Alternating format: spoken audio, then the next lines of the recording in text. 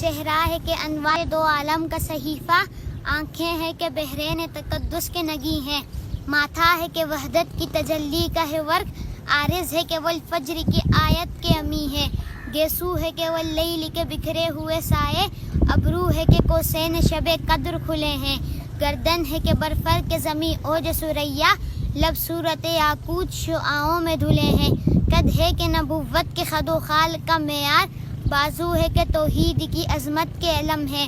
سینہ ہے کہ رمز دل ہستی کا خزینہ، پلکیں ہیں کہ الفاظ رخ لوح و قلم ہے، باتیں ہیں کہ طوبا کی چٹکتی ہوئی کلیاں، لہجہ ہے کہ یزداں کی زباں بول رہی ہے، خطبے ہیں کہ ساون کے امنڈتے ہوئے بادل، قرأت ہے کہ اسرار جہاں کھول رہی ہے،